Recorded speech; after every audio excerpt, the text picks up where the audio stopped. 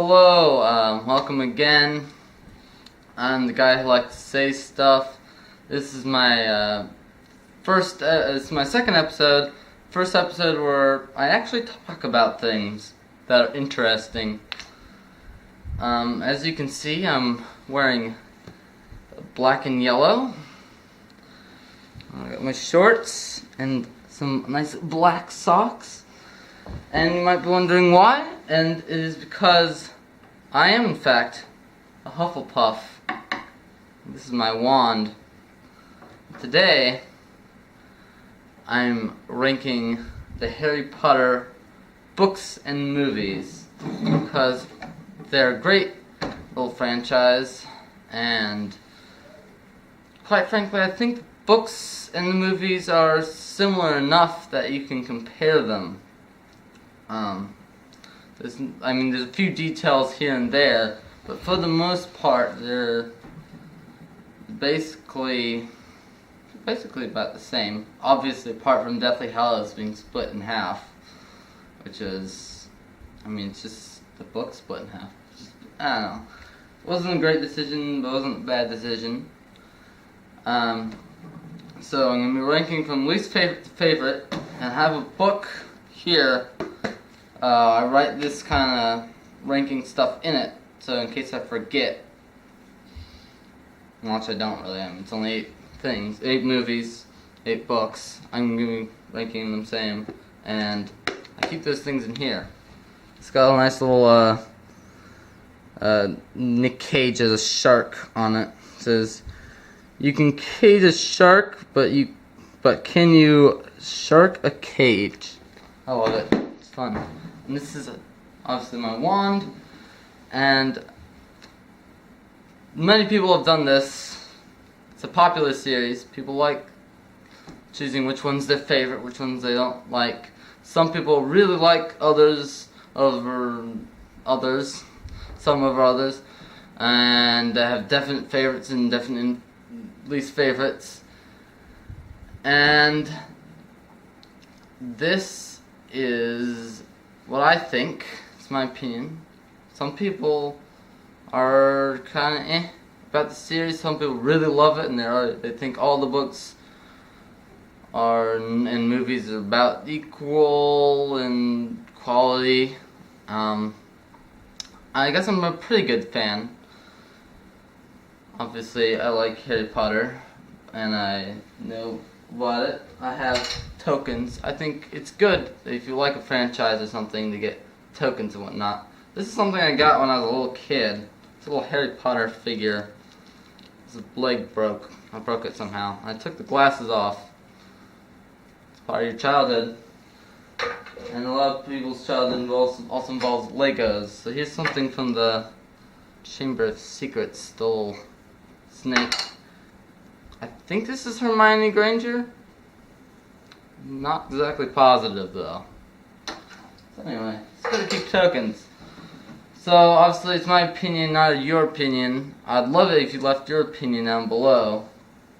And another thing, if you really like it, and you like the books, but you think they're a little dense, like I did, you can always listen to audiobooks, which are read to you by Jim Dale, who does a fantastic job. He's really good at voices. He gives pretty much every character a unique voice. You can only do so many voices. Some characters same voice, but it's awesome. It's like you can tell who's talking before he even said Harry or whatever. So that's great. And yeah, I think I'll get right down it. Expecto Patronum, shall we say. Alright, least favorite movie. I don't have the book for it, at least not offhand. My least favorite movie of them and book, I rank them the same. Like I said, it's Chamber of Secrets. There we go. This is the DVD. And look at this. VHS, I know. Old. It's not even that old. Chamber of Secrets. Introduced us to Dobby, who has a lot more time in the books. He doesn't show up much in the movies. He also shows up in Deathly Hallows Part 1. Also, before I get further, this is a spoilers for books and movies. Yeah, anyway, so Dobby. Dobby's an interesting character. He's kind of weird. He's kind of like, he's like small. He's kind of like Gollum from Lord of the Rings because he's small and gray and has a weird little voice. But he's a good guy, except he likes to beat his head against the wall. I mean, all elves do that when they want to self-punish because they haven't done something they should have done. He's okay. It's fine. But like at the end of the movie, you're expecting him to like show up again because like he felt like he's introduced as if he was gonna stay, but then he didn't really stay in the movies. Anyway, and in the books, he serves his purpose. Okay, so Dobby's alright. I like, let's see, Chamber of Secrets. So the first one was like charming and magical and introduced you to this magical world, and the second one definitely did that too. And this isn't by any means really a bad movie or book, but it felt darker to me. Some people say the first two are like really light. The third one gets a little darker. And then it gets kind of darker after that. I don't know. I mean, the way I see it, the first three are kind of lighter. The fourth one's kind of its own thing. It has lights and darks, and then the last three are darker, the darker part of the series. So I kind of divide the series into 3 parts. And some people say between the first 3, which are the lighter, the second one, the first 2 are light, the lightest of the light, and the third one's kind of darker. Kind of disagree. I mean, there's a giant snake in the second one that can petrify you if you're lucky, which a lot of people are lucky, and otherwise you get killed. And then the dark arts teacher, though funny on screen, is not a very good dark arts teacher. But, I mean, it was fun. But, yeah, some things that bothered me. I like the flying car. But, I don't know. It just didn't grasp me, I guess. The magical world's cool. Definitely explode more. I mean, if you look at the trailer, it's like, hey, we're ready for more magic and more this. And it's like, okay, I got more. But, I mean, again, they go into like a dungeon-ish place and to fight off something. And Harry is the hero, kinda just by accident. And of course, they defeated their first Horcrux, which is cool, but they don't even know they're doing that yet. So, you know, something really wrong with Chamber of Secrets. It's just, I don't know. It's not really my thing. It's not really my thing. I mean, you can call it pathetic if you like, but that's not very nice, is it? Let's see, next. It's down there. My second least favorite. Half-Blood Prince. I don't have the book. I found this one really physically dark on the screen of the movie.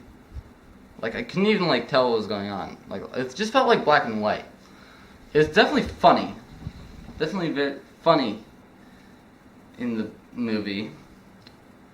A lot of snogging. There's a line in the book. It's like Ron's like snogging Lavender, and he's like, and then they're like sucking he's like, I think they describe kind of like snorkeling or something, like, and Ron surfaced, and he's like coming out of his kiss. So Ron's always like an interesting character for me. He's just like, he's so Goonies. He's like so completely useless. It's just so funny just how useless Ron is. I mean, he does good things, don't get me wrong. But yeah. Okay, so the Half-Blood Prince.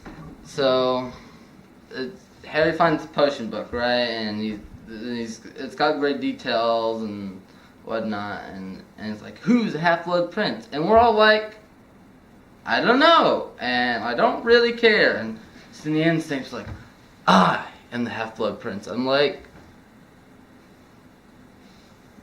great. Isn't it more important the fact that you just killed Dumbledore? Like, that's what we're interested in, like, in the end of the book. It's like, why did you kill Dumbledore? And he's like, I'm the Half-Blood Prince. Like, okay. And then, like, Harry would be like, and I'm the chosen one. We're gonna establish, like, I don't know.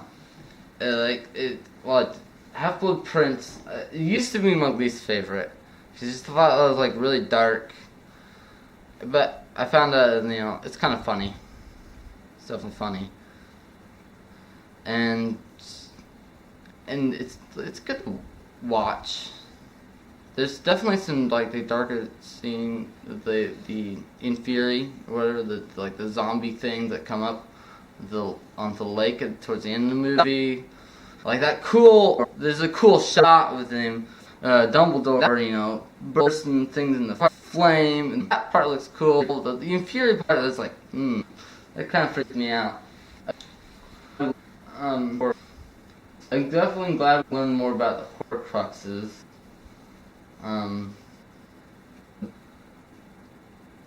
Yeah, the book gives us a little more detail on the Pensieve than the movies do, which is good. Although the Pensieve is, it's an okay artifact. So, yeah, I guess that's what I think of that. It's good. So that was 7, this is 6, but now, I guess that's 5th place. Depending how you look at it. I'm calling it 5th place, because I'm going off the books. 5th place, book-wise, obviously. We have Deathly Hallows. Book. Comes first. Everyone knows that. I guess putting in because I'm part together. As you can start, it says 1, whereas in part 2, it says things get the Hobbit is some split up like 3, but movies get split up. Movies they like 1 part title 3. They don't just does Hobbit part 1, 2, part 3. It's like kind of end rule. I guess it could, but it seems like a weird rule. At least it is. Something to go off. Is a rule. It's something I like off of part. So I'm a bit. I guess part 1, part 2 is better than the movies go. So yeah. So so we get Dobby, or the book go back is not a big surprise for moviegoers.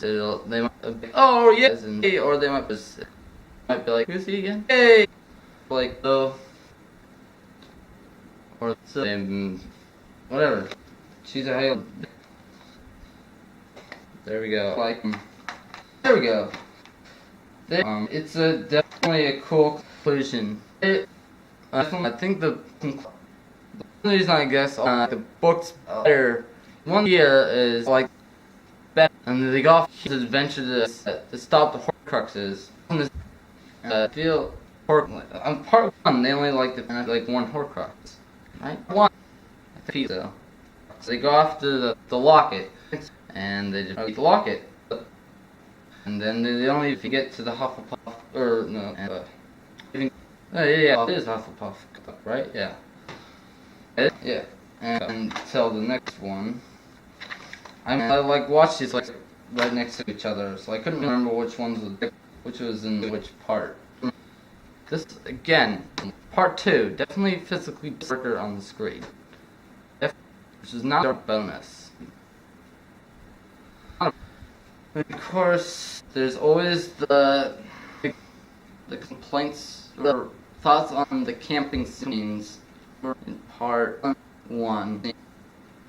I guess that's why I might have put mine lower. I mean, the camping scenes weren't bad. There's the one scene where Ron's off because he's being Ron, and he's being possessed by the locket, like how the ring does in Lord of the Rings. And whatever, he's being Ron. It's being a nitwit. Anyway, and Harry and Hermione decided to dance. And some people think it was good and some not, and a lot of people think it's like awkward. Luckily we have the book that explains this better. When in doubt, books are good. Because it kind of tells you that, like it says, Harry says to Ron eventually, I can't remember if it's in the movie, he's like, yes, I love Hermione, like a sister. And it makes sense because Harry, obviously, he had wizarding parents, but then they were killed off, and so he was put in the Dursleys, who don't really know anything about magic, and he doesn't have any siblings, and he has a cousin Dudley, but, Dudley was a jerk to him for a long time. And Hermione is raised by Muggle parents. They don't really know anything about wizarding. She doesn't let them know. So they're kind of the same spot, and the Weasleys always letting in Harry into their home. I mean, Molly is like a mother to Harry, and when he saves Mr. Weasley's life in the Order of Phoenix, you then see him there for Christmas, and there's all kinds of, or in Half-Blood Prince, you see them, they're always going to the Burrow, and there's Harry being invited in, and, I mean, it's obvious when you watch the movie or not, but maybe you give it a lot of thought, and the fact that, like, Hermione is there too, so the Weasleys are like a big family, and they like Harry and Hermione, and, like, Harry is a son to Molly, basically, kind of, in a sense, because we're, like, from Harry's point of view, she's, like, the closest thing to, like, a real mother he's ever had, like, not including, like, blood relatives, right, and Hermione being there, it makes sense for him to think of her as a sister, so I don't really have anything against the dancing scene, kind of for that reason. This had, a great conclusion. I kind of wish there was a little more action in the end of the scene with Voldemort. Yes, I'm saying his name. He's dead. Why be afraid? And Harry. Why he turned it in Cloud Ash is just kind of, okay, maybe symbolic or something, because why does Snape turn the Ash too? I don't really know. The book, he just falls backwards. It's normal. Like, it kills him how a killing curse kills him. He overuses the killing curse a lot, and then that's the thing that kills him. He goes and goes, no, he just falls backwards, and he's dead. That was a great impression, wasn't it? It's like, no, that's not how it happened in the book. It didn't seem necessary for that to happen. Anyway, so that was my next choice. There's some great action scenes, and has a nice little conclusion. And of course, then there's the thing about Snape. We gotta talk about Snape. We always have to talk about Snape for this. The whole, everyone's like, throughout the first 6 movies, books, whatever, you're all like, Snape's such a bully, and now he's killed Dumbledore. He's terrible. And then they see like, oh, but he loved Lily, and he said the word always, and they're like, oh, he's the best character there is. Oh, it's like, he's still a bully to Harry though.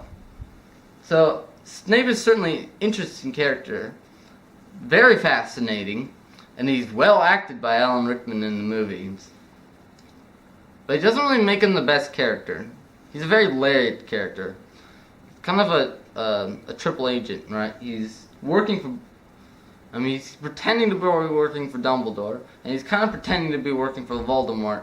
But he's doing it for his own sake. He's doing it for the sake that he loves Silly. So it makes him an interesting character.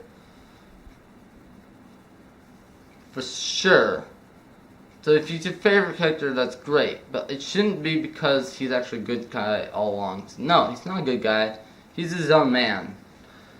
And that's what that's what I like about Snape. Excuse me. Yeah. So you learn more about Horcruxes, and it's quite a thick book. So that's more Harry Potter. Hopefully you don't get bored during that time. So lots of it. Oh, I'd like to talk more about it, but that's all I really need to say about that. So it's a good one. It's a good adventure. Good story. I like the idea of going after Horcruxes and things. I like how there was a bit of each of the Hufflepuff houses out there.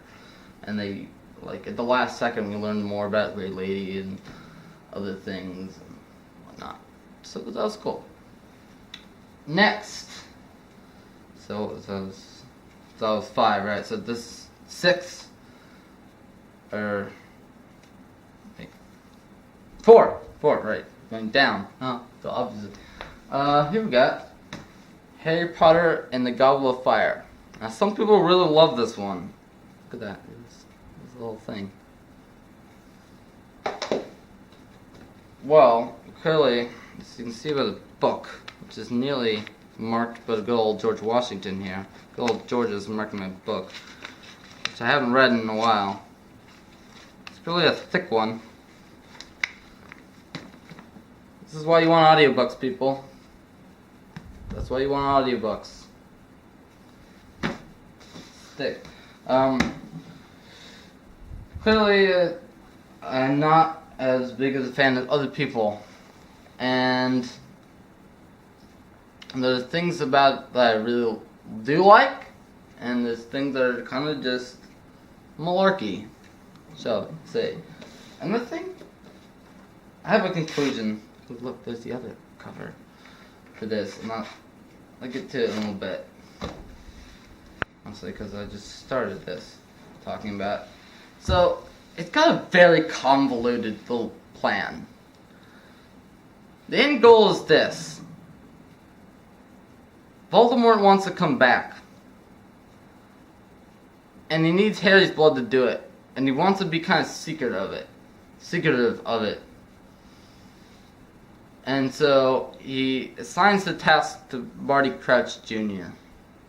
And Barty Crouch Jr. is like, okay, well the easiest way to do this is for Wormtail to get you to the graveyard, and I'll get you there. And so I'm going to use a port key. Now, he could have used a port key pretty much any time. Like, to find something, like Harry's glasses, something Harry touches, and that's something that no one else is going to touch, so he can get him there. But no, he's the Triwizard Cup, because it just happens to have a Triwizard tournament this year. So, isn't that nice?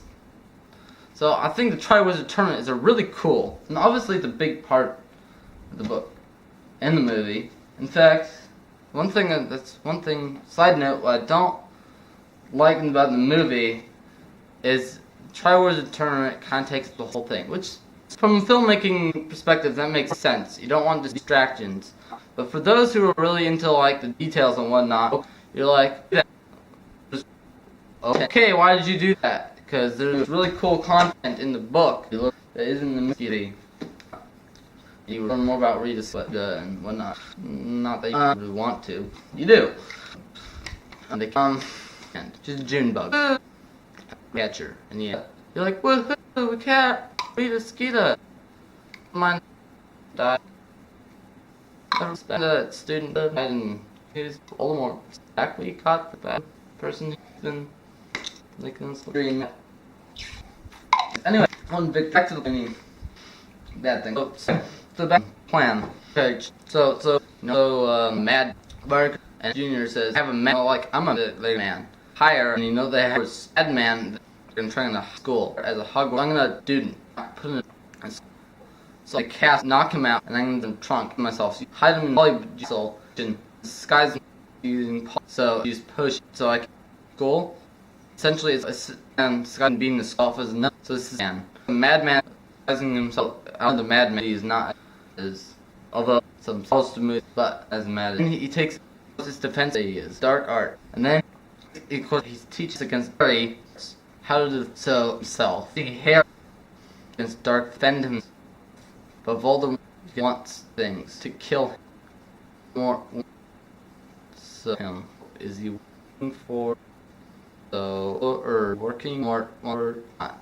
Dumbledore, Voldemort, or not. To kill Harry. So that's not Dumbledore earlier. Voldemort wants Harry. Was a good man. Dumbledore was. And so, and then so, yeah.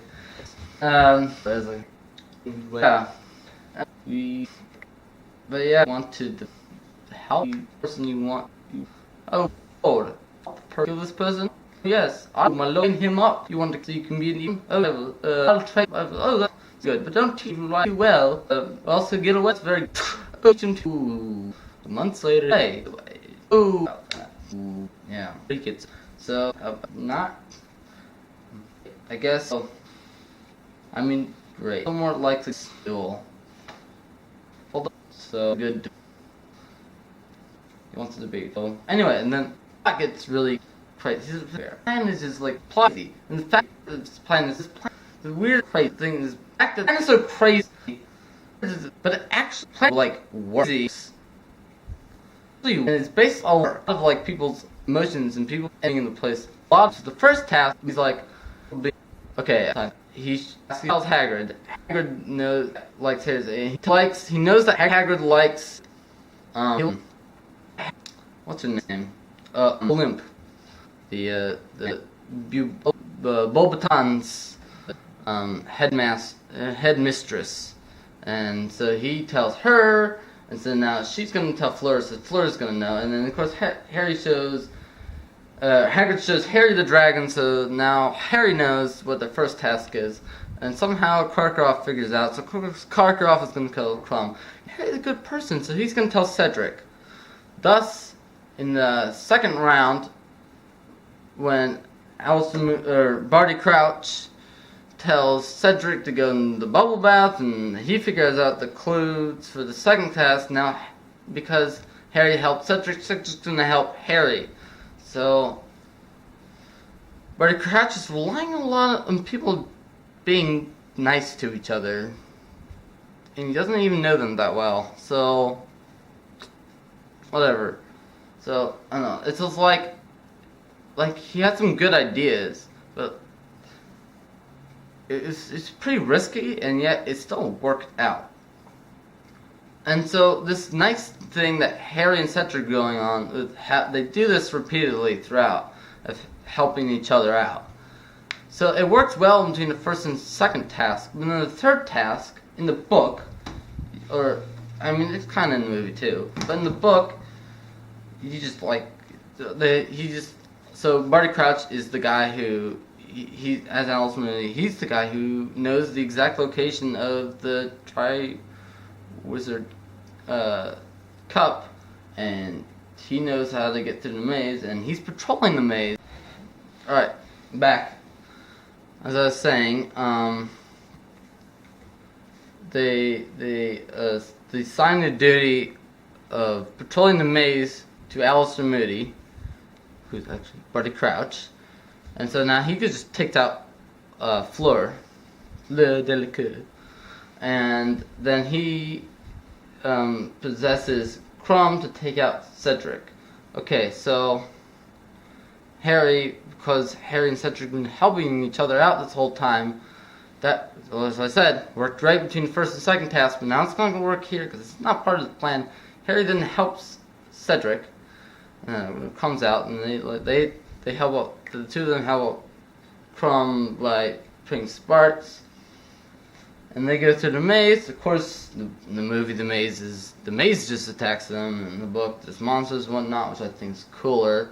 And in the book, they help each other out in the end by fighting off the spider in the book. And of course, they help each other to some viney business in the movie. And they, of course, are like good companions. Goes all along in the book, but eventually they conclude to take the Triwizard Cup. Okay, so Cedric is like the 7th year or something at this point, right? He's been the seeker and the Quidditch, or the Quidditch what, team leader, what do they call those? Can't remember. Good old Hufflepuff. Yeah, good old Hufflepuff, good Cedric as their team leader. So, and he's obviously strong and fast. I mean, obviously he hasn't fought off mountain trolls in the bathroom or basilisks in the basement or whatever, werewolves and whatnot, but still like an advanced student. So Barty Crouch wouldn't want Cedric to end up in the graveyard, because if Cedric survived, unfortunately he didn't, there's one more person who has eyewitnessed Voldemort coming back. I mean, if that were to happen, right? So Voldemort doesn't want this thing to... He wants to be secretive. And he wanted to kill Harry. So let's say Cedric was like... somehow survived, like got out of the way or something, hid behind a rock or bush, and Harry still gets his arm cut, and whatever. They get back, Voldemort comes back, and he's like, well, now there's a second eyewitness to Voldemort coming back. Right, so that wouldn't have made a difference if that happened. Also, Cedric could have stopped Harry from, like, if he had, he saw Wormtail coming, and was like, it was kind of preluded, what do you call it? Foreshadowed earlier. I mean, they introduced you to Killing Curse. You know it's gonna get used. And he's like, I'm ready to get you. Oh no! And now I'm dead. That sucks. Poor Cedric. So, but I mean, like, if he'd really been on this game, I mean, it's just little baby Voldemort, ugly little freaky nightmarish Voldemort, and like, not all that competent Wormtail right there. So, I mean, then they got the chosen one, an advanced student, notably a Hufflepuff. Not really known for being brave or whatnot, but finders. And, what if he had, like, defeated them? I mean, he could have...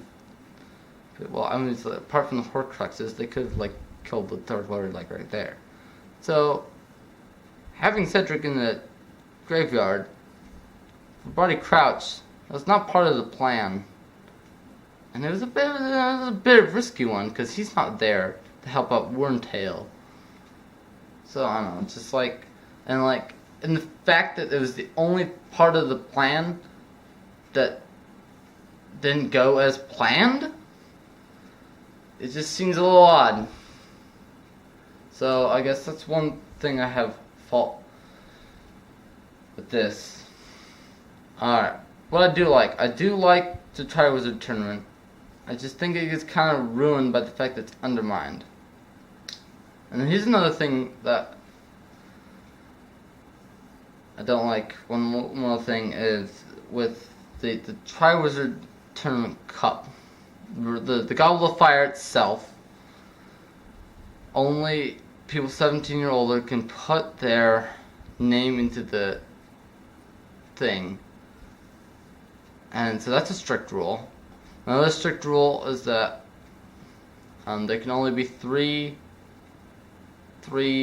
people, one from each house, and the other one is like those who are chosen must play. They have to compete if chosen. So we've got 3 strict rules. Yet it seems odd to me that the rule that if chosen you must play is stricter than the rule that there have to be 3, and the rule that like only older students can play. Like, you wouldn't want 14-year-old Harry, the chosen one, to risk his life because he was chosen, right? Like, it doesn't make sense. And like, because Harry's the chosen one, and he's gifted with like good luck, and like Cedric is like an advanced student, so it's like 2 like pretty good students against crumpets, as I like to call Victor Krum, who, I mean he's a good flyer, because you've seen him in the book. Silly old movie, forgot to put in. Saw him in the Quidditch World Cup.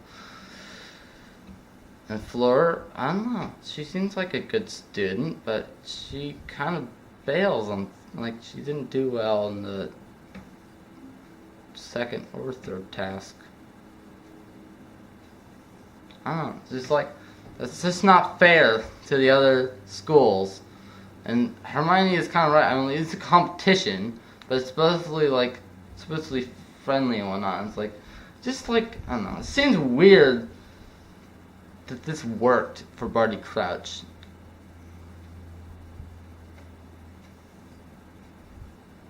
I mean, you know, like, the cup is like, I don't know, just like, and also, why is the age limit 17? I mean, like, just living at Hogwarts is risky enough. I feel like a 15-year-old, especially when we see Harry in Order of the Phoenix, he seems competent. I feel like a 15-year-old could enter the tournament and make it through. I mean, I guess, granted, 17-year-olds in this universe are adults, so might have something to do with it, just maybe. Whatever. I like the competition. Triwizard Tournament, cool tournament, definitely for sure. 2nd and 3rd tasks are pretty awful for spectators. Well, I mean, each tournament has different tasks, so it's not always the same 3 tasks over and over again. So it would be cool to go to one of these.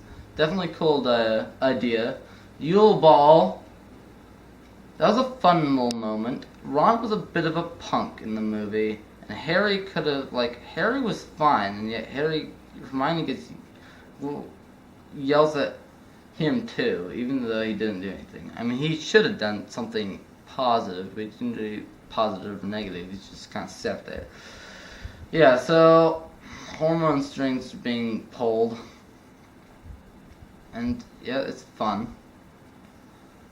Yeah, I like the character of Alistair Moody, even though we didn't see him actually until the very end. Yeah. In the books, he gets his soul sucked out by a Dementor, the Barty Crouch. The Barty Crouch thing is kind of weird. The book tells you, or as I recall, it's something to do, like he goes in, like in the Pensive, it's something along the lines of his father took a polyjuice potion disguised as him, and he disguised himself as his father, so they switched places. At that trial that you see in the movie, it's actually like the father who's going to Azkaban, and so then the son escapes, which is kind of a cool little thing, but honestly, I really didn't care much for the Barty Crouch story. It really just didn't interest me. What I do like about the Pensive is we get a little factor about Neville and how his parents were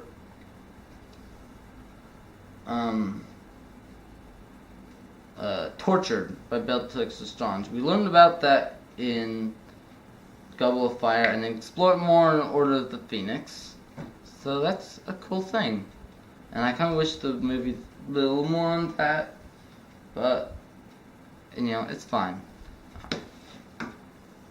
Yeah, I kind of saw this first time. It's just like, I don't know, it just feels choppy. I like it when they go into the classrooms more, and I didn't feel like this one really got into the classrooms a lot.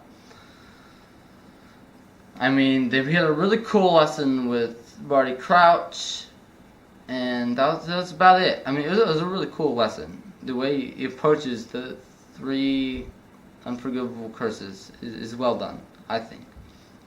And of course, the scene with the Hungarian horntail. I mean, like in the book, it all took place in the arena, and for some reason they decided to take it out of the arena because they wanted to go further and whatnot, which is great. And you got to see action on Firebolt, but it's like, I don't know, it's like this spectator sport business was bad enough already. I'm not sure why the movie took it out of the arena, but whatever. And the introduction of Portkeys is really cool. Really cool. It's something like that boom, kind of like as you disappear and come back. That I definitely think is cool. Goblet of Fire. The book has Skrewts. Skrewts are so interesting, but it's just the fact that there's like lobstery, scorpiony, shellless thingy, bajiggy bajoos, things that can go like squirt and stab and like they're just like so goofy. It's like the cool and goofy and disgusting and scary and not that scary, all kind of silly all at the same time. So that's cool. That's cool. Quidditch, the Quidditch World Cup. That makes me think, obviously not in this, but that Quidditch could make sense in a competition. It doesn't really make sense as an individual sport, but if you continue having the points you had, like in previous games between competition, then Quidditch makes kind of sense, right? When one single game, Quidditch is pointless and stupid. But in competition, if you continue having the points that you had in the previous game, and you add not only obviously individual games about winning or losing, right? But like if you add up points, and like if that's contributes to the competitiveness and going up in something like that, that makes it so that Quidditch is worthwhile playing. So that was a nice little thing to add to that. I've talked a lot about that, and now it's time to move on to my third favorite Harry Potter movie / book. Excuse me. Sorry, I got a phone call. I'm back. Right. Third, number 3. Third favorite Harry Potter book / movie. The Sorcerer's Stone. I have the VHS and the DVD and the book. I'm not going to talk nearly as much about this one. What I liked about this one is it's just like this nice introduction to the Harry Potter world. You come in right the way he does. And especially like the audiobook. I love listening to like a little bit. You're thinking to yourself, I like listening I can't remember what order I read books or audiobooks or listen to audiobooks or saw movies, but it all got jumbled up. I know the order, first one to the last one. But coming in at the beginning, listening to the audiobook, knowing a little bit at the beginning, like Harry's parents are alive for this paragraph. And then they're gonna kick the bucket, and you're just driving around with the Mr. Dursley in the book, obviously, because audiobooks is based off the book. And then you figure out, you see why you get to understand why he wouldn't like Harry. The movie kind of skips past that, but that's a little extra thing. So that's just nice. They get the zoo, and I love zoos. And you introduce to the Dursleys, Petunia, and Dudley, and Vernon, and wait, here, and you get to see, and then they really is, and they get owls, and they try to the owl. Okay, well, obviously you discovering Harry, what kind of is they get whoever in this world gets a person, and as owls. So he's definitely a person and a male. So he's special. They get off to this place off this island. It's just absolutely ridiculous. Dursley, just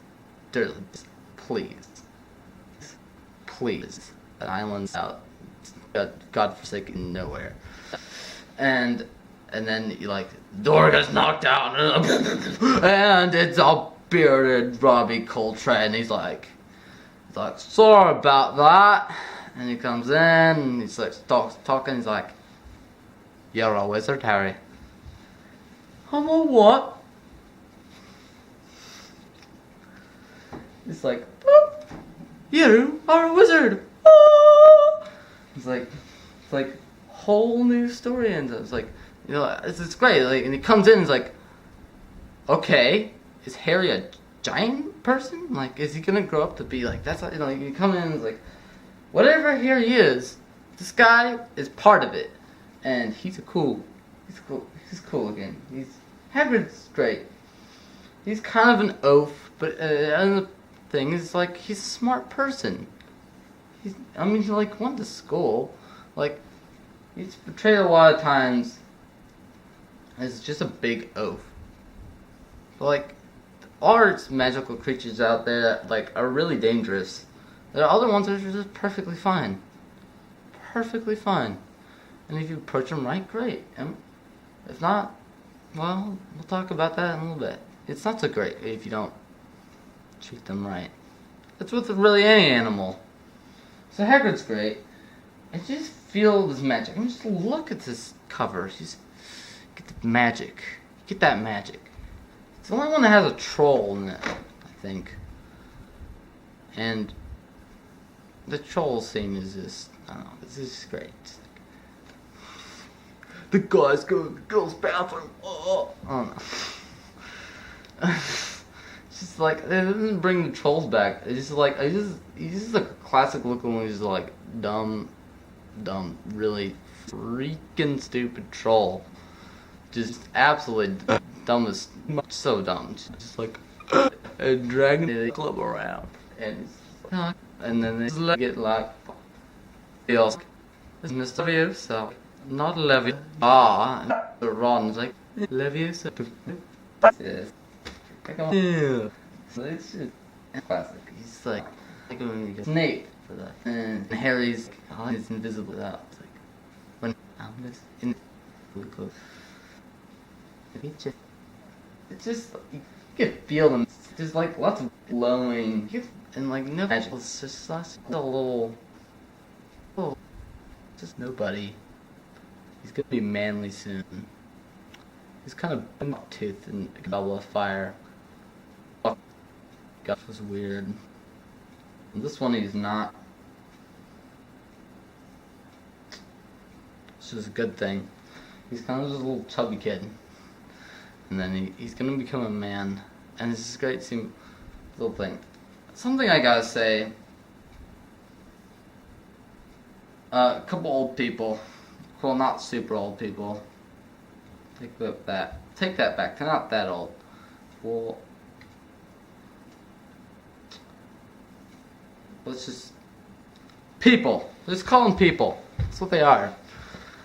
Maggie Smith and Richard Harris. Oh god, they did some great performances. See what? This is why I call them just people. I don't want to call a dead person old. They are old, obviously, but that just seems rude, doesn't it? be disrespectful. I'm so sorry that Richard Harris died. Not that I think Michael Gambon is a bad Dumbledore. Just, Richard Harris betrayed that Dumbledore. I think did better. He was a calm, nice old man.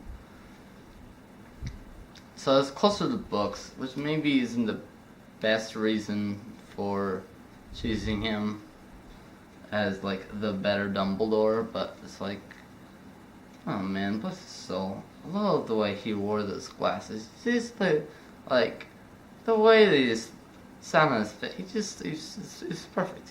He's like, I wonder what Dumbledore looks like. That's what Dumbledore looks like. See his act. It's like a earwax. You know, when he bites into his beans. It's great. It's a nice little magical world that you're introduced to, and there's Harry flying on Quidditch, and this smart and almost annoying, not annoying, but very clever Hermione Granger, and the God, Jesus, like the most useless guy ever, Mr. Ronald Weasley. Oh, Weasley. Good old Snape has a great opening the door, slamming around, opening introduction. Yeah. And you get a little glimpse of the villain, and in the end you're like, is that all? Like, what about Voldemort? Like, and then you realize that there's more movies and there's more things, and he hasn't come back yet.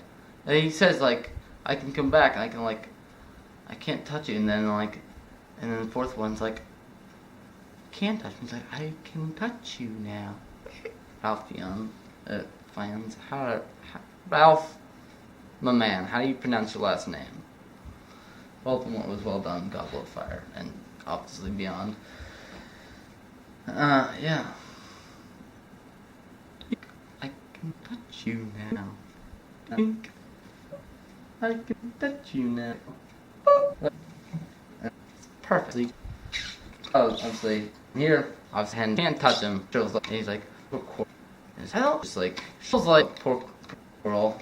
I mean, I like Quirrell in the book. You don't really get it into the movie or really the book, but like, a teacher. You can get it like, this dude, bad teacher. He's just on the, he's a dude with Voldemort back of his head. It once where he's appealing to like, he's like whole scene, and like, yeah, teaching wood things like one. Like, oh, you can get to another point. Maggie Smith. Oh, I love Maggie Smith. She's a great actress. Love Matt Caputo. She can turn into a cat. She's great. Her cat. She's just great. She feels like Professor McGonagall, and she just the way she like carries herself and then carries the character. It feels like yeah, real. And I feel like she kind of gets pushed aside a lot in movies. Like, I don't know, I feel like she's more dominant than in my mind than she is in the actual movies and books. It's like Professor McGonagall. Like, I feel like a dominant character. Like, if you're gonna describe like Meg, if someone's like, "Who's Maggie Smith?" You'd be like, "Professor McGonagall," and people like, "Oh, right." Whereas if I was that stranger, I'd be like, "Oh yeah, she's great." So I don't know. I don't think she gets quite enough credit for that. She did a really good job performing. Yeah, I felt very much like we were in Harry's perspective. So maybe the camera might have been helping there. I have to look it over again. He's got great glasses, doesn't he? Those nice little glasses. Poor midget Harry doesn't got no glasses now. I ripped them off and all. It was very tall. Poor chap. Got him Leviosa. Would you? Magic, I guarantee you. I don't recall him ever going through an archway in the book, but there he is. Good old Harry. Anyway, so yeah, it's a fun one. Alright. Obviously, I'm a big Harry Potter, a kind of Harry Potter fan, but I haven't really talked too deep, except for Goblet of Fire. I haven't really talked too deep about any of these. I definitely plan these next two to talk deeper about. Obviously, if you've been keeping track, you know what my top two are. When I was making these lists, originally, as like, alright, I know my number one and number two. This will be easy in the list. And I was like, oh, wait. What about the other ones? Like, I don't, like, these ones were easy for me to list. And the other ones were like, last, they're okay. And I was like, okay. But the last, like, a dark and like, half princess. So it's like, dark, miserable. Bottom of the list. You know what? Stone. It's just, but Sorcerer's Secret.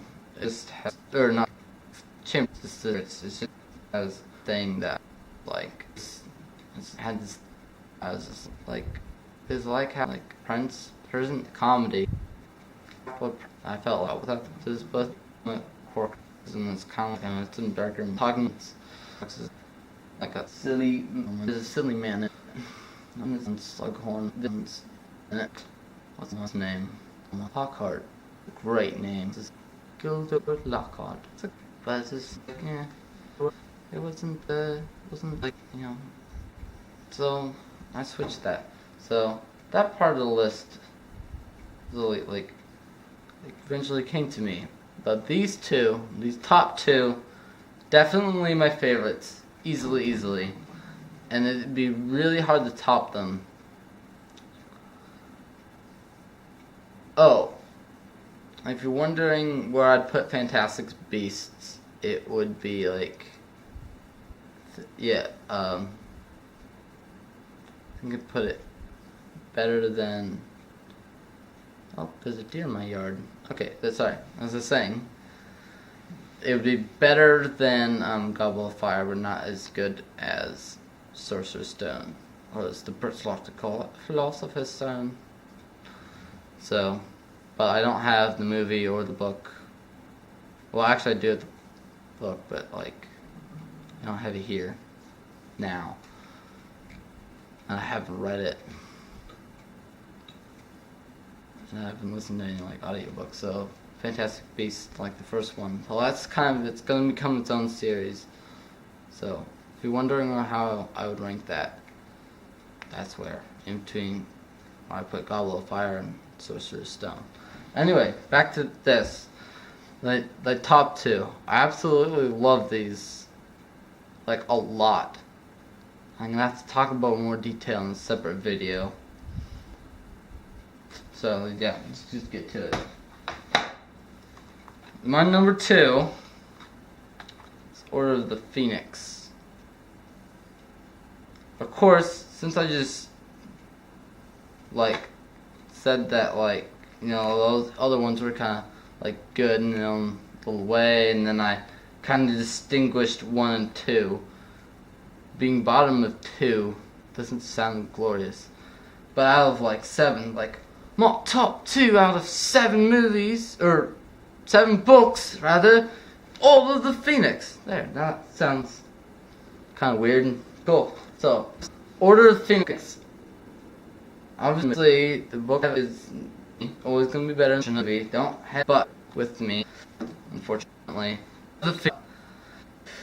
I love Order of the Phoenix quite a lot. People, I've a lot and a lot of videos.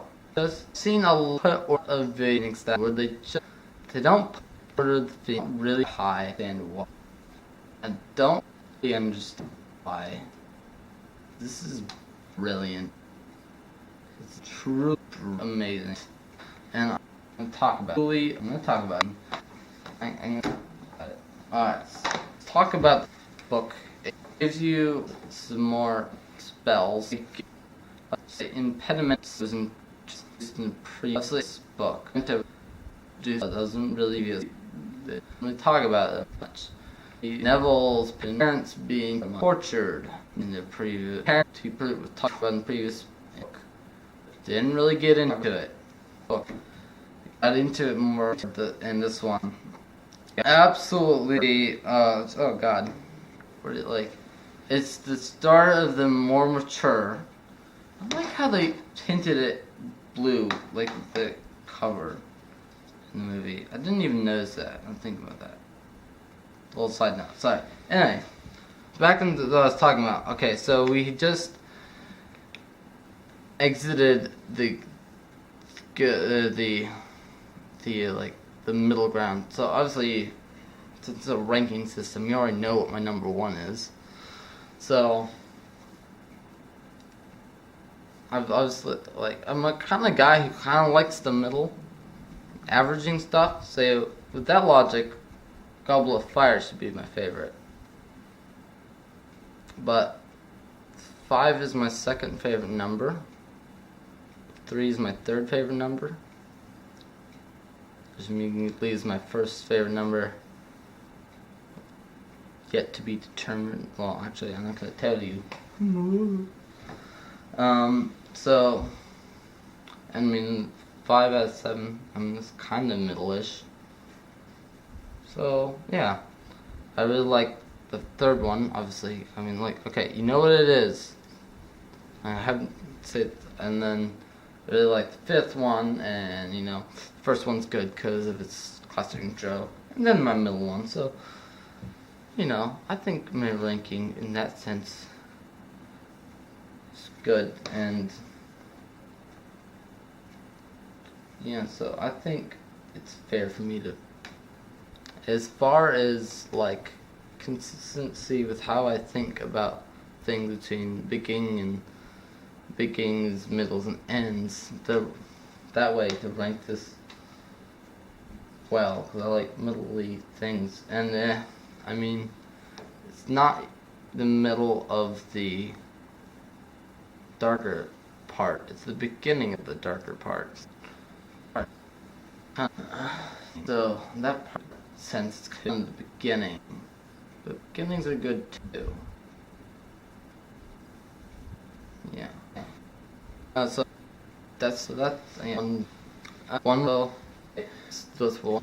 That's I didn't like it. There was and like just like the whole convoluted plan came up that in the Goblet Fire Voldemort that was with the whole fire and end of the movie obviously look and kind of ruining the permanent and like everyone like fell into that.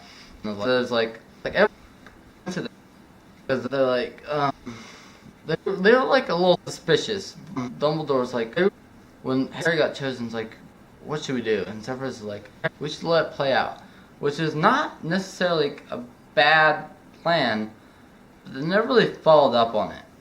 They let it play out, but then they just kept letting it go out and go and they never really acted on it.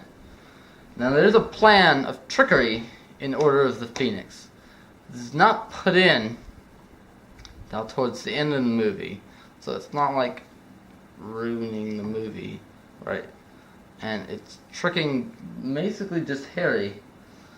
And this is allowed because in the previous one, you know, Dumbledore was kind of has this kind of its way of like he judges in like between 4, 5, and 6.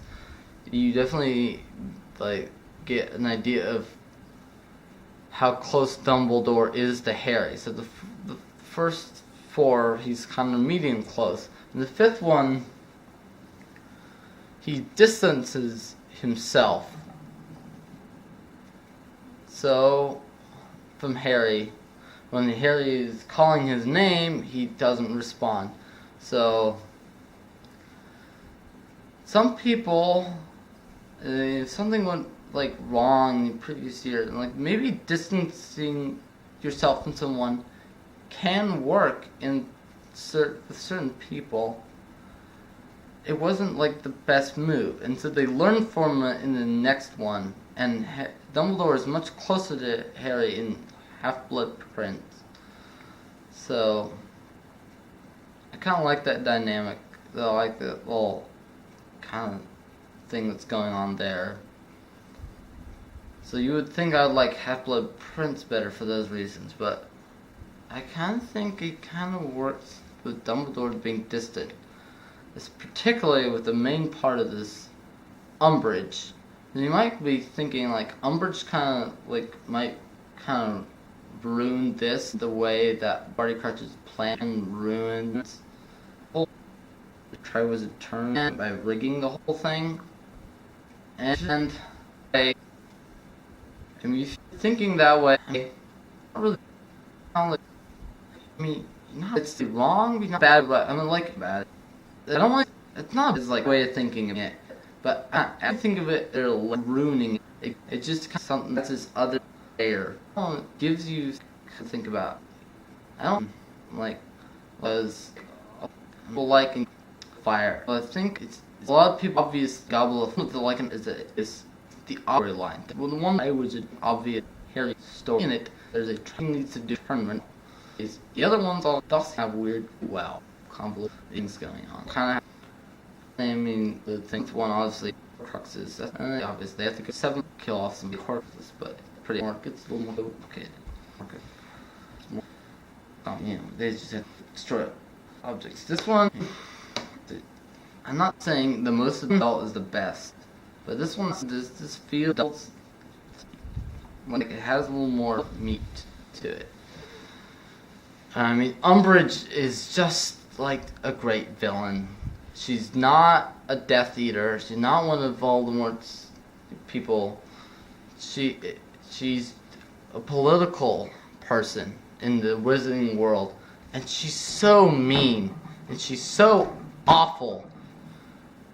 But she's not so awful that you just say, I can't even take watching her. There are some people. Have you ever seen the TV series Poldark? There's a character called George. He kind of reminds me of Umbridge. He's so mean and he's so awful.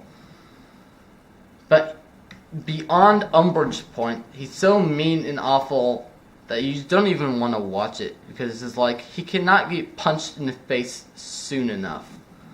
And so obviously I want to punch Umbridge in the face, but like I can be patient about it, because like especially like Fred and George is like they're working on this rebellion this whole time. And admittedly, like being dragged off in the woods and by centaurs is not as maybe great a payoff as you wanted. And then when they bring her back in Deathly Hallows, she gets like stunned or something. So,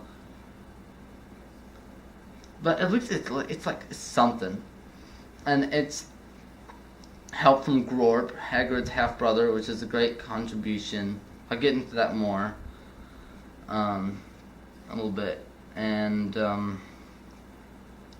yeah. So I thought that was a good payoff, just in kind of that sense of like that she didn't like, half human, half something else people. So Mr. half giant, half brother, and the centaurs deal with her. So that's a good payoff in that kind of sense. And then Umbridge being like taken out, scared by like the fireworks that just weren't even all that scary. It was just like Fred George was like this, we're done. Like what? Like this is their 7th year. I think that's one that school year. What the order thing about as far as the school, my favorite goes in the Phoenix. It's this things here is that it's Fred and George. Think about 7th year and George. You don't really are what year Fred is out in, and so Harry threw at Sorceress, like so the dome is above, and then Ron the same 2 years grade Ron Harry. So they're in the 3rd year, and then it's year 4th, and then second, 3rd, and 5th. So it's kind of better. I'll talk about that in a little bit. Well, I'll just say it now. Because now as we know that in Harry and Ron's 5th year, they're going through OWLs. And it's kind of weird. Like, one thing that's consistent throughout the Harry Potter universe is like, you really can focus on Harry's grade. And the fact that they're going through OWLs. And it's like, you forget like, the rest of the people aren't doing that. You know that, right? Like, not everyone, like, you know, not everyone in the whole school is going to, like, Hogsmeade in the third year for the first time at the same time. You know, like, that happens in your third year, and it's like Harry's third year is not Ron and Fred's third year. I mean, they don't go there for their first time in that movie anyway, but, like, I don't know, it kind of feels like, I mean, it's good to focus on Harry, but, like, feels just a little bit weird. But anyway, so it feels a little bit weird in Prisoner of Azkaban when, like, or Fred and George are, like, goofing off and, like, showing Harry the Marauders map when they should probably be studying for their OWLs, because they're 5th years. But they also are Fred and George, so whatever. So, alright, and then their 4th year is their 6th, and then 5th, 7th. So Fred and George are in their 7th year, so they're doing any W2Ts. So why don't we just call them owls and newts, right? So it's kind of like an owl, but, like, even more so. And it's their last year, and they don't even, like, graduate. Like, Umbridge is so bad that it's worth pulling off this old-time prank and just flying away from the school than it is to graduate, even though they've been through, like, they've done this for, like, 7 years, and they're so close to graduating. Really, they throw away the prank graduating on the whole. It's really great for this me. And I think Umbridge, because that Umbridge is I think that the dragon great. I'm gonna go, and the fact and the dragon firework so good. Just chomp, like, I'm just like, yeah, it's like we're gonna go. I'm like, yeah, split with thank you. Like that, so awesome. Yes, yes, yes, yes. Like, this is what we need. So I think it's good that we had Umbridge to compel us. And yeah, I'm back. Sorry, those technical difficulties. Where was I? Alright, the DA. That was great because, like, it's just this uprising of, like, people working together because the teacher freaking sucks. And it's like we need that for the final battle of Hogwarts. This is going to be in the 7th book, 8th movie, right? And so, obviously, Half-Blood Prince, when they come back, and they're like, and Luna's like, are we gonna do DA again? They're like, no, we don't need it now, because we're gonna have a good defense against dark arts teacher, and it turned out to be Snape. And, like, I'm sure he's a great teacher, but, like, yeah, well, okay. So I kind of fell there, so that was unfortunate for Half-Blood Prince. But, yeah, I mean, it's not too bad, because DA is, I mean, no longer really exists, but the people are still there, and they still gone through the training, and they're still, like, ready, and they're continuing their, you know, way. So, like, it sets something in motion, so that now, when we get to Deathly Hallows, like, they're ready to fight off Voldemort, which is good, because you wouldn't want to be killed by him. He's just, so,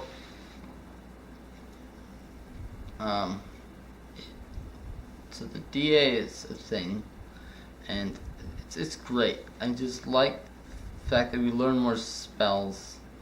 We get Stupefy and whatnot, and I can't remember when we learned that in the books, but, and we get like I think we get Defendo, and there Neville actually learns how to do Expelliarmus properly, and that whole sequence of just like we're coming together to do something right, we're doing something good, and in the end of this thing, you know, when Harry gets tricked by like a much more like interesting plan than the one in the Goblet of Fire. At the end of the book, we send off Harry and Ron and Hermione and Neville and Luna and Ginny. It's like I felt a payoff there. And even though they're doing something, they didn't really get anything really out of that except for the prophecy. Because, okay, so let's just review the trickery in this. Throughout Order of the Phoenix, Harry's obviously had this connection with Voldemort, and it's like, I mean, he got it in the previous one. Again, didn't get into it that much then.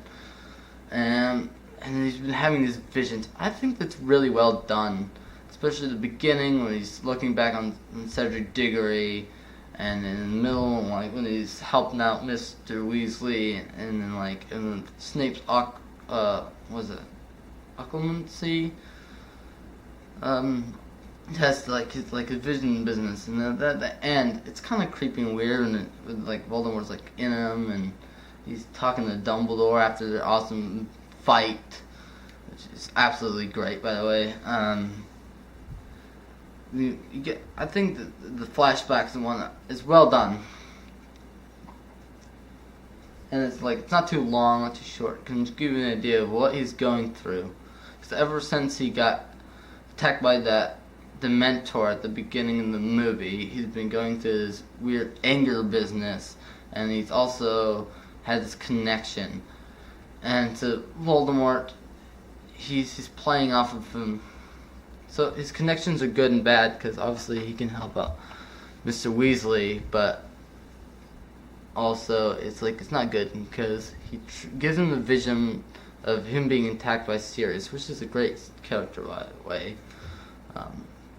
Good job, Gary Oldman. And then he goes over to look in the fire, and he sees Kreacher, which I think is a very cool character. A very good character. I do kind of feel for Kreacher. Hermione's onto something, for sure. Anyway, and he's, went upstairs to check on Buckbeak, and timing there is a little coincidental, I'll admit. I feel it was set up, and he's gonna go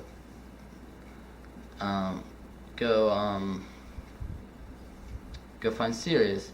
So this plan is playing with just Harry's emotions, and it's much easier because his emotion right now is anger, basically. So ever since you got attacked by the Dementor, it sucks the happiness out of you, right? So he's got a lot of anger going through him. Of course, he has other emotions in there too, but they're kind of subsided. I mean, if they did Inside Out in Harry's head right during this movie, it would be interesting. Anger doing things. Anyway, Little Man in your head. His possession,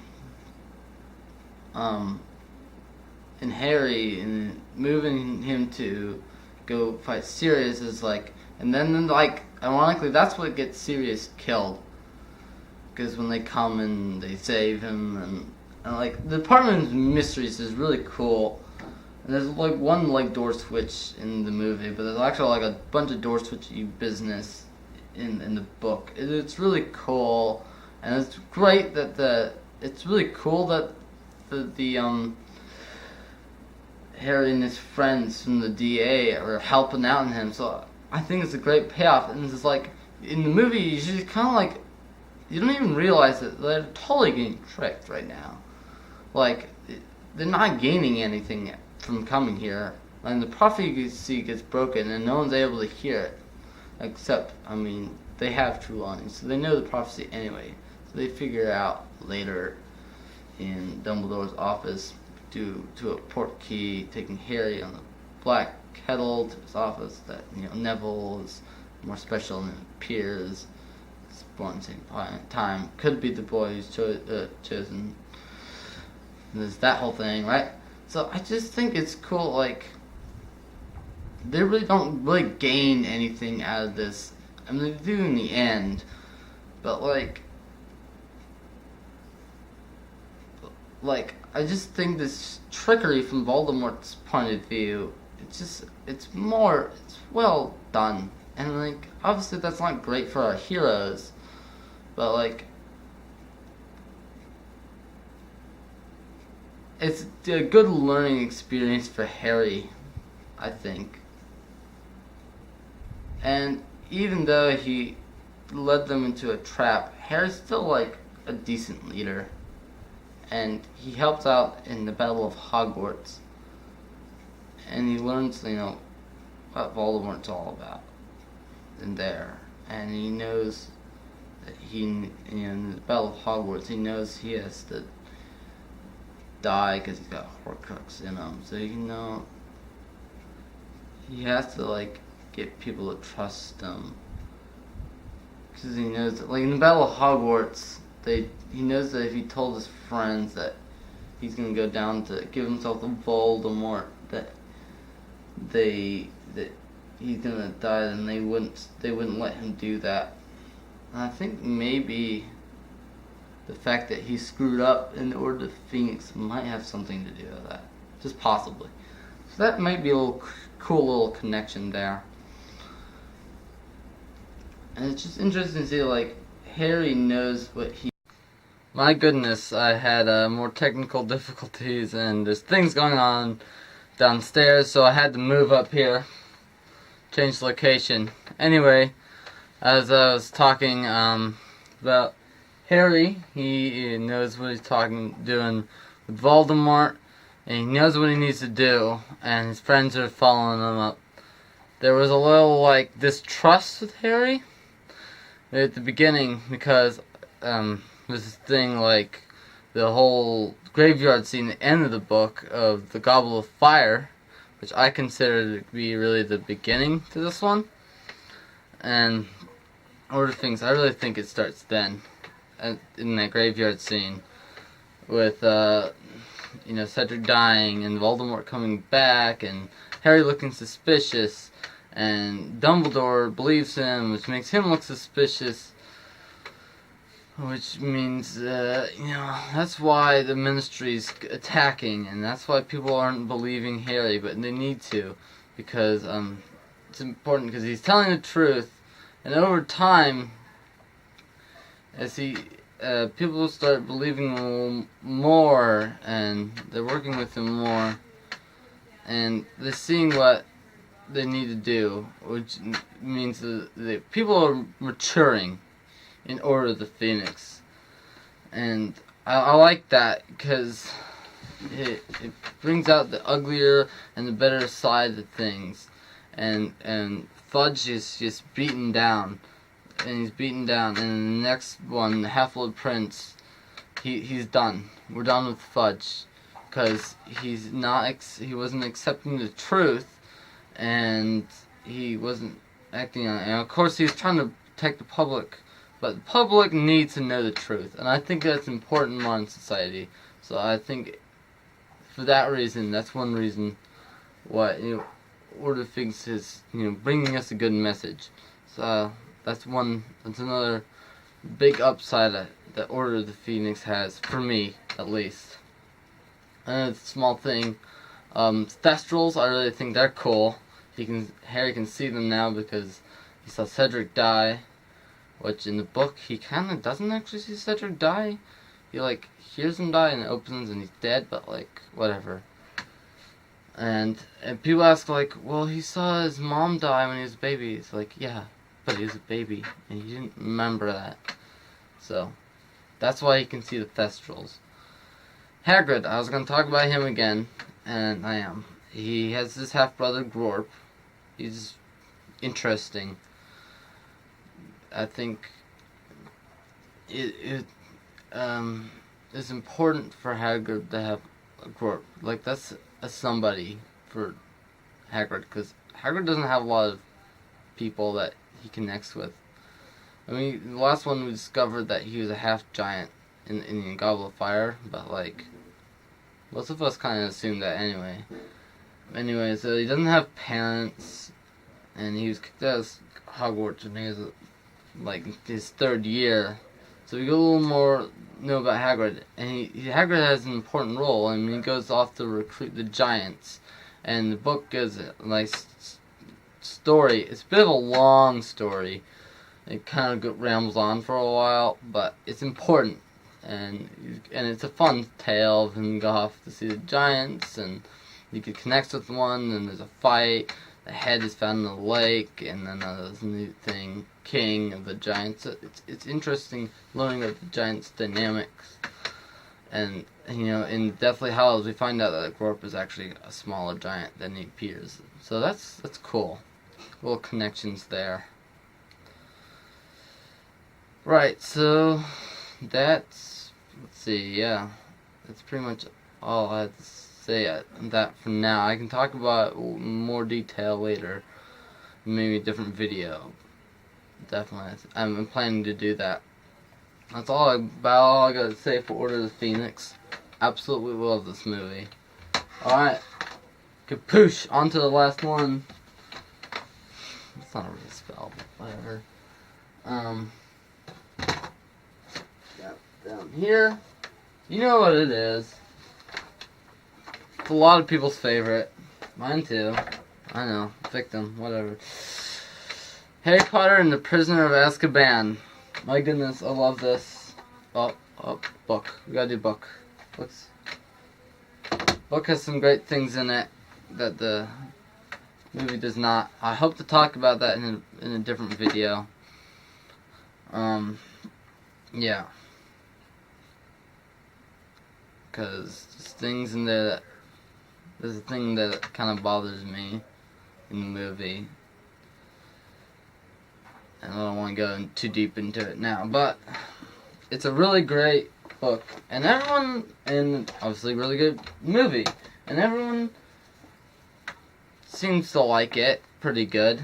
I've seen a lot of people who put at least on their top 4 Harry Potter books or movies, which is, pretty good. It's over half. Let's just put that here. And the question is, why is that? I watched another video recently about that, and how the camera is always moves a lot in Prisoner Azkaban, propels you forward, versus in the previous 2 movies it kind of sits still a lot. So that's not for me to talk about, really. I mean, it's a good point. Can't remember who made that video. Oh well. Anyway, I guess there's a lot of great aspects in Prisoner and Azkaban. The idea of, it's like the first time we really get the idea that there could be another villain apart from Voldemort. It turns out he's not a villain, it's Sirius Black, who's a great character. He shows up again in, Order of the Phoenix. I like his little story. We learn more about the Marauders, and Peter Pettigrew, the rat guy, and we learn about Remus John Lupin, the next defense against the dark arts teacher for this movie, easily the best they've ever had, which is the conflict they have in Order of the Phoenix briefly. And of course, he shows up again in Order of the Phoenix, and I absolutely love that character. David Thewlis, my goodness, what a great actor! I love him. He's a great actor. If you ever seen 7 Years in Tibet, he's in that. He's good.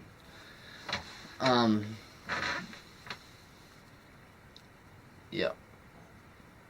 Kind of said that fast. 7 Years in Tibet, good movie.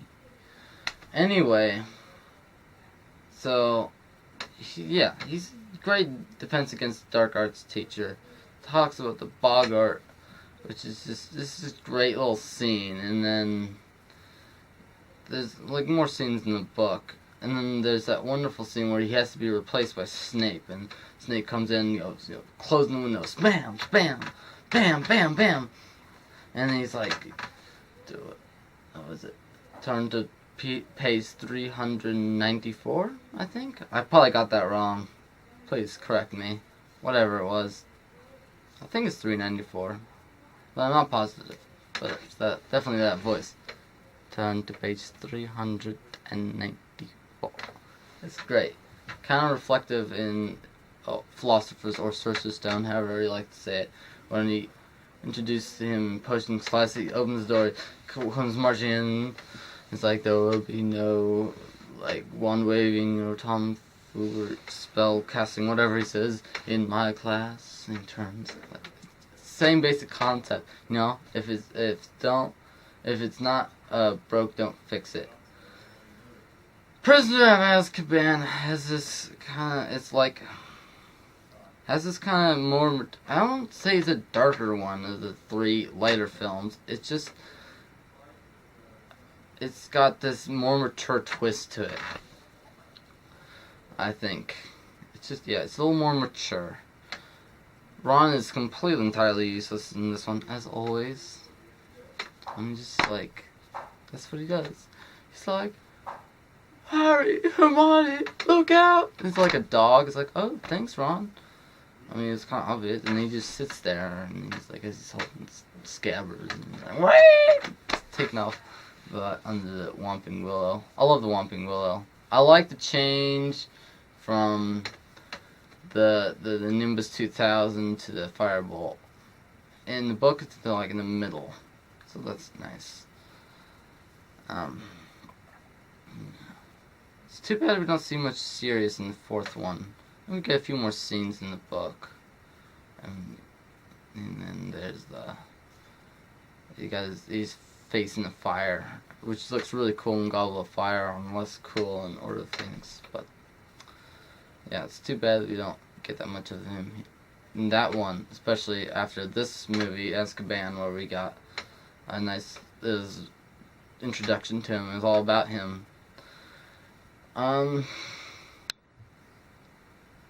Harry walks through the village in Hogsmeade with his invisibility cloak on. At one point, he's kind of pushing through people. It's just like, Harry, dude, like, invisibility in sight does not mean invisibility in the other four senses, man.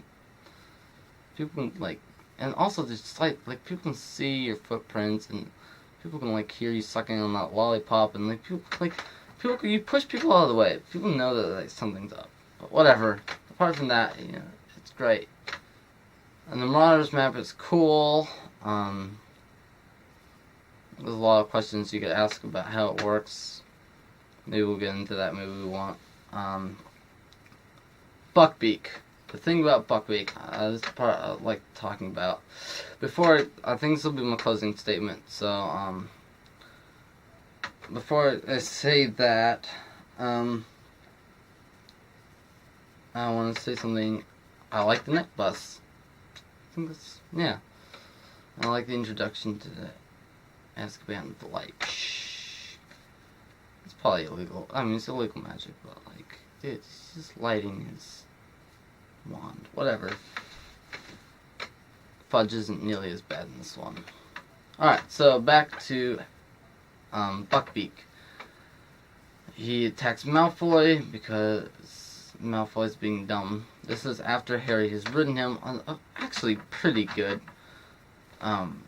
Cure of Magical Creatures class. I would love to take that class, and I don't like it when people put Hagrid in the light of being like a big oaf in that. Like, he knows animals, he knows what he's talking about. He's a gamekeeper for a reason. And it's like, I mean, he's a bit of an oaf. When Hermione comes out and it's like, Hagrid, he needs to go to hospital. It's like, yeah, obviously. So that's a thing. And then,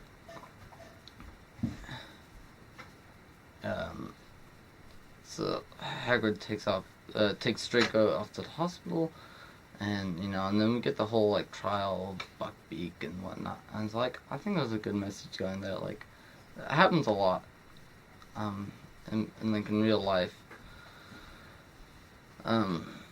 Animals and whatnot will defend themselves, and then humans go, oh, they attacked a person, and now we gotta kill the animal. Just like that Harambe business, which is terrible. And there was like a grizzly bear story a while ago some guy attacks, like, and that guy was, like, being stupid. Like, crimes are, like, it shouldn't be, like, attacking people, but, like, when people are just being stupid, like, come on.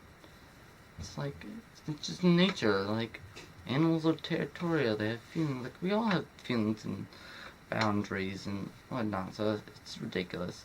So, I think it's nice that they save Buckbeak. Like, obviously, like, the corruption of that comes out, and then using time travel, they save Buckbeak. And Sirius. I think, when I remember when I was a kid, I would watch that and think they go back in time to save Buckbeak, and then I think, oh wait, no, they don't do that. They go back in time to see Sirius, and they save Buckbeak at the same time. And I think it comes up with time travel is done well in that way, is that one thing is that you gotta, if you're gonna time travel in the past to change something, you gotta have, like, you have to make sure that when you get back to modern day, you still have a reason for going back in time. And so, one strategy is just, like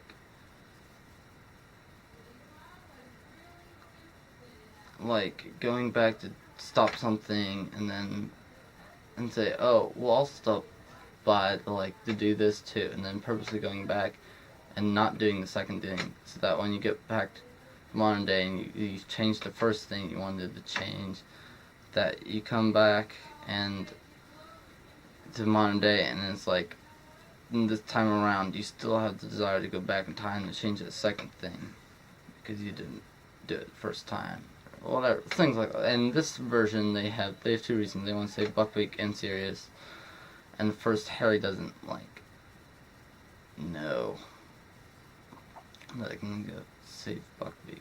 Or at least, yeah, right. And so Hermione kind of knows, so that's kind of like a little safe hold. It's like Harry has to go back to the time to figure out why they're going back in time, I guess, sort of. But like, it works out because what they've done, like what they do is like what they've already done. So they've created their own past. Excuse me. So that's kind of their the safeguard. And people argue about it in other things, saying like, why didn't they go back in time and save Cedric or Dumbledore or Sirius or whatever, using the time turner? It's like, well, some people say like, well, they didn't do it the first time, so they can't do it. It's like, yeah, but if they had gone back in time, then they would have done it that time, or whatever. And it's like, it gets complicated. So, J.K. Rowling kinda got rid of it. They got rid of it, which is good, but then it has the plot hole of, now, where did it go? Like, it didn't seem like they just got rid of it. Like, but why? And it's like, so there's little conflicts with that, but it's like, it's not like a really big problem. It's just like, time travel is risky at all, and obviously it takes a lot of turns to go back in time and do things. So, otherwise we go visit dinosaurs, right? That would be cool. So, like, one, turn is like an hour, right? So, it would take forever to do a lot of that.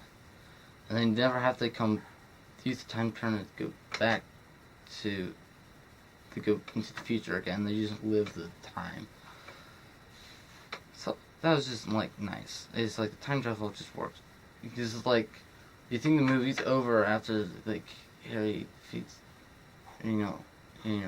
the mentors, or, it's because, that, early, Sirius and Harry are down the lake, and the mentors come, and he gets saved. And it's classic. That's how the last two kind of ended, where Harry kind of just passes out, and people find him later, or some version of that, and he passes out. He passes out, he wakes up later, and then he goes back, and they save Sirius. So the movie's not quite over. And then it kind of ends a little bit abruptly after that, which is kind of weird, but okay, whatever. So, that was just cool.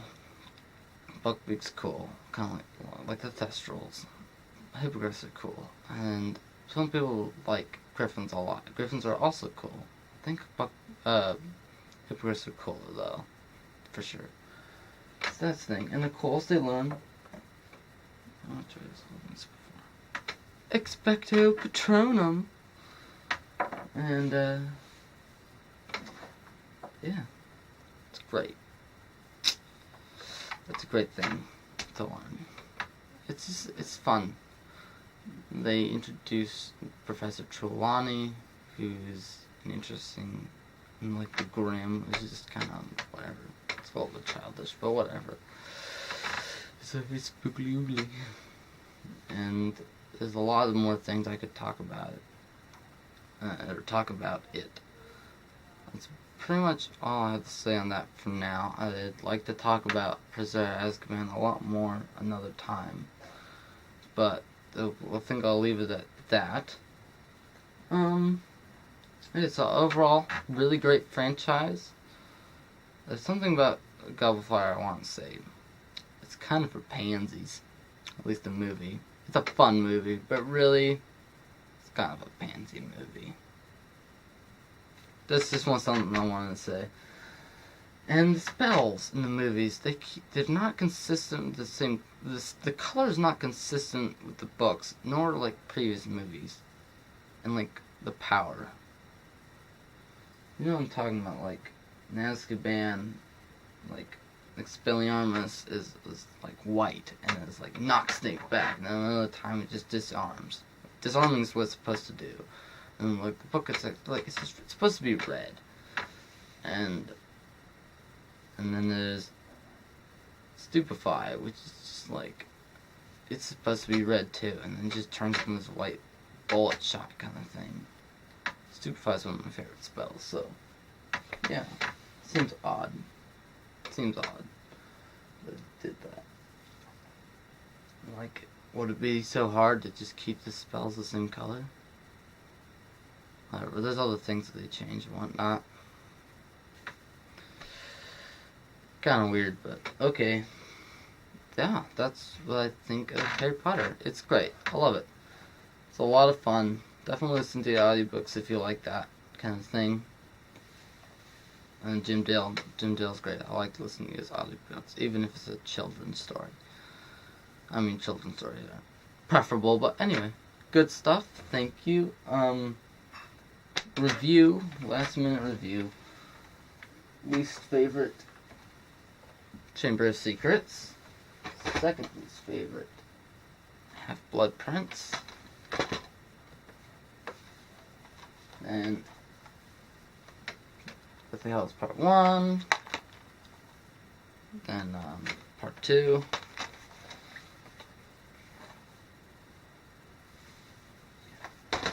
And then Goblet of Fire.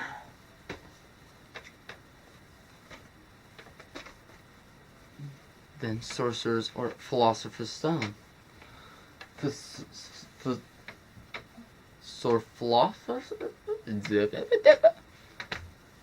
sorcerers? Who knows? Why there's a difference? I don't know. Oh yeah. Sorcerer's Stone. Oh yeah, and then Order of the Phoenix. And then Prisoner of Azkaban. That's least favorite to favorite. And thank you. Before I go, I just want to say my first video, which is the last one, is video number 2. I posted on a different channel. It's still me. It's this guy, but it's on my other channel. That was a mistake. But oh well, mistakes happen.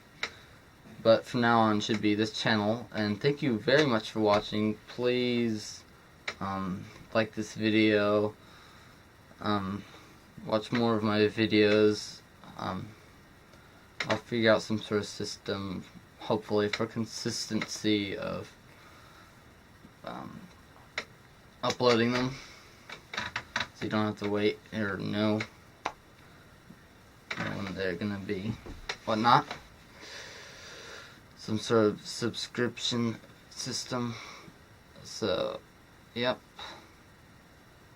Thank you for watching once again, and I guess I'll see you next time. Yeah, I think that's all I have to say. Thank you. Bye.